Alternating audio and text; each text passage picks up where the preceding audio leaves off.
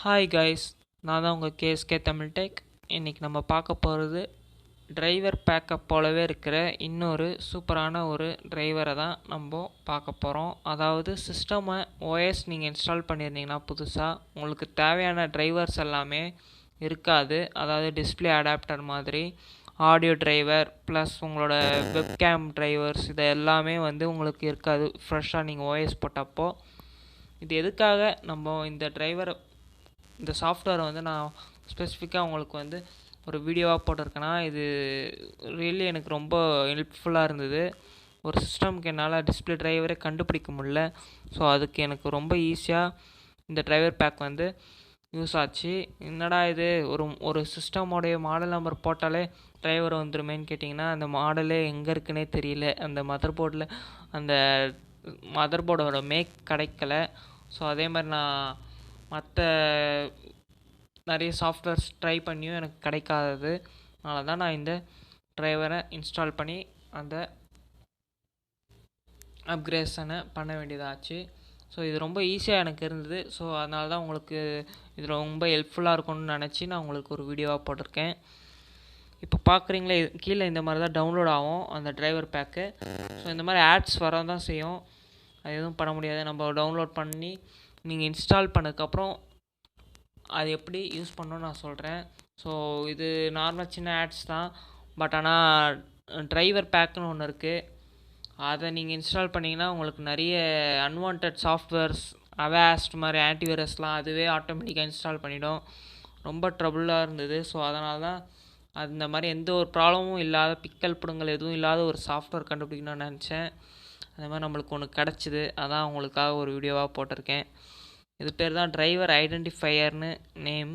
So நீங்கள் இதில் scan கொடுத்தீங்கன்னா உங்களுக்கு உங்களுடைய சிஸ்டமோடைய ஹார்ட்வேர் ஆக்சசரிஸ் எல்லாத்தையுமே ஸ்கேன் பண்ணி அதுக்கு தேவையான எல்லா சாஃப்ட்வேர்ஸையும் உங்களுக்காக அது எடுத்து ஒரு லிங்காக ஜென்ரேட் பண்ணி வெப் ப்ரௌசரில் உங்களுக்கு இந்த மாதிரி வந்துடும். ஸோ இதில் நீங்கள் பார்த்தீங்கன்னா உங்களுடைய சிஸ்டமுடைய எல்லா டிரைவர்ஸும் எது அப்கிரேட் ஆகிருக்கு, எது குட்டுன்னு காமிக்கும். சில ஃபுல் அப்டேட்டட்னா டிக்குன்னு போட்டு காமிச்சிருக்கோம். ஸோ டிக்குன்னு போட்டு காமிச்சிருக்கிறதுனா அது ஃபுல் அப்கிரேட் ஆகிடுச்சு. அது எதுவும் நம்ம மேற்கொண்டு எதுவும் அப்கிரேட் பண்ண தேவையில்லை. குட்டுன்னு இருக்கிறது என்னதுன்னு பார்த்தீங்கன்னா, உங்களுக்கு அதுலேயே அடிஷ்னலாக 4-5 டிரைவர்ஸ் இருக்கலாம். ஸோ உங்களுக்கு நீங்கள் அது இல்லைனா வேறு ஒன்று ஆல்டர்னேட்டிவாக ஒன்று இன்ஸ்டால் பண்ணுற மாதிரி இருக்கும்.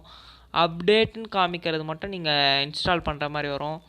ஸோ நான் ஆல்ரெடி இந்த சிஸ்டமில் நான் எல்லாத்தையும் இன்ஸ்டால் பண்ணிட்டேன். இன்ஸ்டால் பண்ணதுக்கப்புறம் தான் எனக்கு தோணுச்சு, சரி நம்மளுக்கு கிடச்ச மாதிரியே மற்றவங்களுக்கும் ஹெல்ப்ஃபுல்லாக இருக்கணும்னு சொல்லிட்டு இந்த வீடியோ போடலான்னு ஐடியா. ஓகே, இதிலயே எனக்கு காமிச்சிடுச்சு. இது ஓஎஸ் Windows 10 ஹோம் வெர்ஷன் போட்டிருக்கேன். ஸோ இதுக்கு டிரைவர் பார்த்தீங்கன்னா டிஸ்பிளே டிரைவர் இருக்குது பார்த்தீங்களா. சாரி, இது டிஸ்பிளே ஆடியோ டிரைவர்னு போட்டிருக்கு. ஓகே, ஆடியோ டிரைவர் தான் இது. இப்போது இது ஃபஸ்ட்டு நம்மளுக்கு காமிக்கிறதே நம்ம டவுன்லோட் போடலாம். பட் ஆனால் இந்த சிஸ்டமில் எனக்கு தெரிஞ்சு ரொம்ப ஸ்லோவாக இருக்குது இன்டர்நெட். சும்மா நான் உங்களுக்கு எப்படி இது டவுன்லோட் பண்ணுறதுன்னு காட்டுறேன். ஸோ இதில் இப்படி தான் வரும், இந்த ஆட்ஸ் வரும். கீழே பார்த்தீங்கன்னா உங்களுக்கு டவுன்லோட் ஐக்கான் ஒன்று இருக்கும். ஸோ அதை கிளிக் பண்ணிங்கன்னா உங்களுக்கு ஆட்டோமேட்டிக்காக டவுன்லோடு ஜென்ரேட் ஆகும். இதில் ஃபயர்வால் ப்ராப்ளம்ஸ் இருக்கிறதுனால ஸோ இதில் அந்த மாதிரி டேரெக்டாக அதுவே ஆட்டோமேட்டிக்காக கீழே டவுன்லோட்னு காட்டலை. ஸோ அதனால் இது click here to download from manufacturer சர்வர்னு போட்டிருக்கு. ஸோ நான் அதை கிளிக் பண்ணி விடுறேன். கிளிக் பண்ணி விட்ட உடனே அந்த மேனுஃபேக்சர் சர்வர்லேருந்து எனக்கு கிளிக் ஆகி டவுன்லோட் ஆகுது. ஸோ இப்போ ஆயிருக்கும். இதோ கீழே கேட்குது, இதில் 3 ஹவர்ஸ்னு காட்டுது. ஸோ இன்டர்நெட்டோடைய ஸ்பீடை பொறுத்து அது வேரி ஆகும். ஸோ நம்ம அது ஓகே. இப்போது எப்படி டவுன்லோட் பண்ணுறது நான் காமிச்சிட்டேன். இது எப்படி ஃபங்க்ஷன் ஆகுதுன்னு நம்ம பார்ப்போம். இது எப்படி இந்த லிங்க் ஜென்ரேட் ஆகுதுன்னா, ஃபஸ்ட்டு இந்த சாஃப்ட்வேர் உங்களுடைய ஹார்ட்வேர் இன்ஃபர்மேஷனை ஸ்கேன் பண்ணுது. அது ஸ்கேன் பண்ணுறதுனால அந்த ப்ராசஸிங் டைமில் ப்ளீஸ் வெயிட்னு காட்டுது. அந்த டைமில் அது உங்களுக்கு ஜென்ரேட் ஆகி உங்களுடைய டெம்ப் ஃபைலில் ஸ்டோர் ஆகுது. இதில் பார்த்தீங்கன்னா தெரியும், C:\யூசரில் உங்களுக்கு உங்களுடைய கம்ப்யூட்டரோடைய யூசர் நேம் இருக்கும். ஸோ அதில் போய் பார்த்தீங்கன்னா உங்களுக்கு தெரியும். நான் இப்போ வந்து எக்ஸ்ப்ளோரரில் போகிறேன். ஃபைல் எக்ஸ்ப்ளோரரில் போயிட்டு அந்த பாத்வேவை நான் பேஸ்ட் பண்ணிவிட்டு ஜஸ்ட் அந்த ஃபைலை நம்ம வச்சு அப்படியே லிங்க் கிளிக் பண்ணோன்னா அது அப்படியே திரும்ப ப்ரௌசருக்கு போயிடும். ஸோ நான் அந்த ஃபைல் நேமை மட்டும் டெலீட் பண்ணிவிட்டு அந்த பாத்வேயை மட்டும் ஸ்பெசிஃபை பண்ணி நான் அதில் போனேன். ஸோ இந்த மாதிரி ஒரு லிங்க் வந்து அது ஜென்ரேட் பண்ணி அதை ஓப்பன் பண்ணுது. ஓகே, இப்போது இது வந்து இந்த டெம்ப் ஃபைலில் தான் ஸ்டோர் ஆகுது.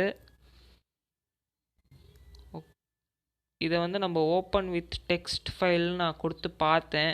ஸோ இதில் எனக்கு அவ்வளோ டீட்டெயிலான எந்த ஒரு இதுவும் கிடைக்கல. HTML இருக்குது. ஸோ இது ஃபுல்லாக வந்து கோடிங்காக தான் இருந்தது. என்னால் அதோட ஹார்ட்வேர் இன்ஃபர்மேஷன் என்னென்ன இருக்குன்றதெல்லாம் இதில் பார்க்க முடியல. இது எப்படி ஒர்க் ஆகுதுன்னு முழுசாக நம்மளுக்கு தெரியல. பட் ஆனால் ஓரளவுக்கு தெரிஞ்சுது. ஓகே, இந்த மாதிரி இந்த சிஸ்டமில் வந்து டிரைவர் பேக்கு பதிலாக நீங்கள் வந்து இந்த டிரைவர் ஐடென்டிஃபையரை நீங்கள் யூஸ் பண்ணலாம். டிரைவர் பேக்கை விட உங்களுக்கு இது வந்து ரொம்ப ரொம்ப ரொம்ப யூஸ்ஃபுல்லாக இருக்கும்னு நான் நம்புகிறேன். நீங்கள் இது யூஸ் பண்ணிவிட்டு இது உங்களுக்கு ஒர்க் அவுட் ஆச்சுன்னா எனக்கு கமெண்ட் அண்ட் லைக் போட்டுங்க. நான் அதை வச்சு இதோடைய இந்த வீடியோ உங்களுக்கு ஹெல்ப்ஃபுல்லாக இருந்தது நான் நம்புவேன். ஸோ இதே மாதிரி உங்களுக்கு நிறைய ஹெல்ப்ஃபுல்லான வீடியோஸை வந்து நான் போடுறதுக்கு ட்ரை பண்ணுறேன். ப்ளஸ் அப்புறம் உங்களுக்கு உங்களோட சிஸ்டமோடைய டீட்டெயில்ஸை நீங்கள் செக் பண்ணுறதுக்கு என்ன கீ யூஸ் பண்ணலான்னு நான் உங்களுக்கு காட்டுறேன். ஃபஸ்ட்டு இது வந்து டெம்ப் ஃபைல் நம்ம போனோம் இல்லையா? ஸோ டெம்ப்லேயே வந்து அந்த டெம்ப் பர்சன்டேஜ் போட்டிங்கன்னா நம்ம போன அந்த இது வந்துடும். அதாவது அந்த ஜென்ரேட் ஆச்சுன்னு சொன்னேன் இல்லையா? ஸோ என்ன இது கீழே இருக்குதுன்னு நினைக்கிறேன். ஃபோல்டர்ஸ்லாம் கீழே இருக்குது. டிரைவர் டவுன்லோட் டிரைவர்னு இருக்குது. டிரைவர் ஐடென்டிஃபையர் மேலே இருக்குதுன்னு நினைக்கிறேன். எஸ், ஆமாம், மேலே இருக்குது. ஸோ இதில் தான் நம்ம பார்த்தது.